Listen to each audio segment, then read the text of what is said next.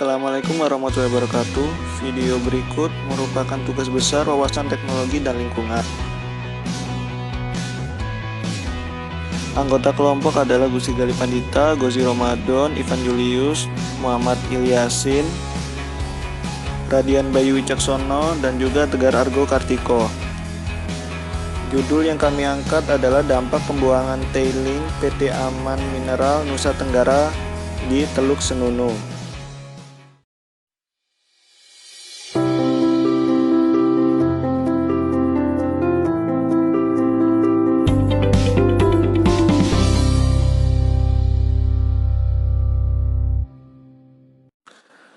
Pertambangan adalah usaha mengelola sumber daya alam yang tidak terbarui dengan mengambil mineral berharga dari dalam bumi.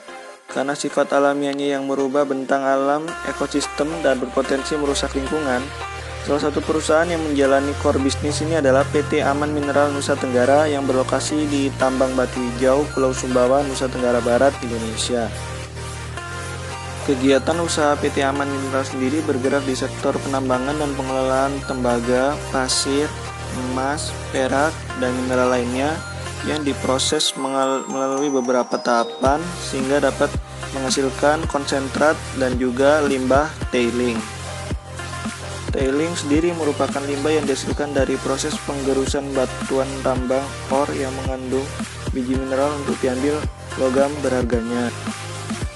Mineral-mineral tembaga dan emas dipisahkan melalui tangki flotasi dengan menambahkan reagen-reagen khusus sehingga merubah sifat kimiawi dari mineral tembaga dan emas yang semula bercampur dengan biji pengotor menjadi hidrofobik sehingga dapat menempel pada gelembung udara dan menghindari air, dan pengotornya berubah menjadi hidrofilik sehingga bercampur dan larut bersama air menuju ke pipa penampungan hasil tailing.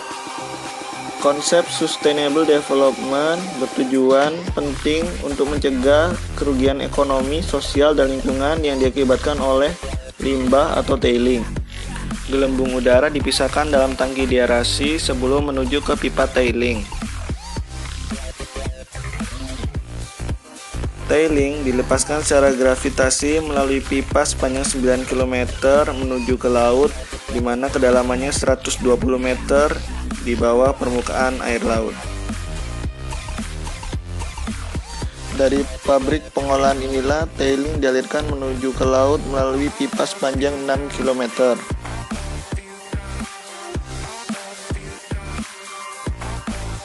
Sistem penempatan tailing di PT AMNT memiliki 2 pipa, yaitu pipa operasional dan 1 pipa cadangan.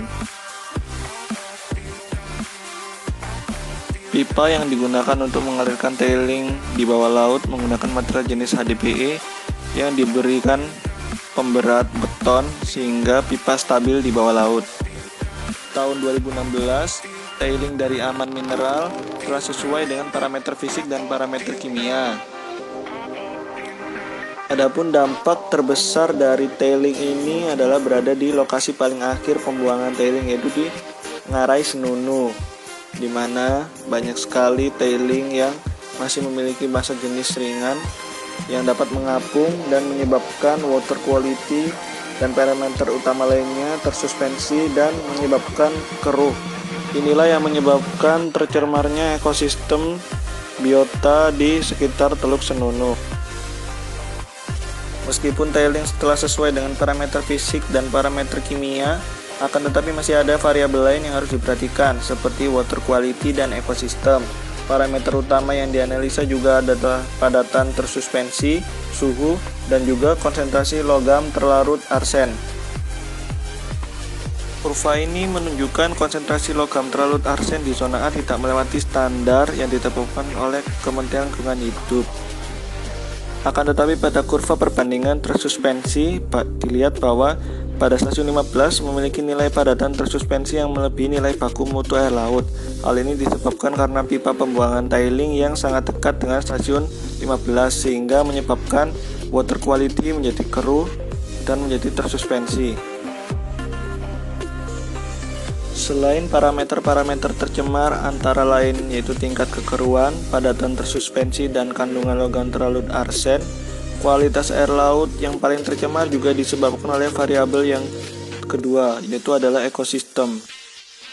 Ekosistem air laut yang terkena dampak langsung dari penempatan tailing di dasar laut adalah bentos.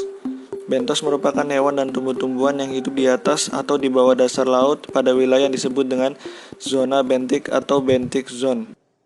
Beberapa hewan jenis bentos yang terkena dampak dari limbah tailing antara lain yakni cacing laut, terutama Annelida polychaeta, lamun, sejenis tanaman berbunga, kerang, tiram, teripang, sejenis echinoderma, ular, anemon laut, bintang laut, berbagai moluska, serta berbagai krustasea. Populasi bentos sangat rentan terhadap perubahan lingkungan walaupun dengan skala yang sangat kecil. Berdasarkan data Environmental Department PT AMNT, dapat dilihat bahwa populasi makro bentos di Teluk Senono mengalami penurunan dari tahun 97 ke tahun 2016. Hal ini disebabkan oleh naiknya nilai padatan tersuspensi, suhu, dan konsentrasi logam terlalut arsen. Salah satu upaya dalam memanfaatkan limbah tailing ini dengan benar adalah dengan cara reklamasi tanah yang rusak dan juga menggunakan tailing sebagai media pencampur di pupuk kandang untuk meningkatkan kandungan zat hara dan kesuburan dari media tanaman. Hal ini dikarenakan pupuk kandang mengandung berbagai macam mineral, vitamin, enzim yang dapat merangsang hidupnya mikroba tanah dan mengikat ion-ion logam berat, meningkatkan agregasi tanah, dan memperbaiki struktur tanah.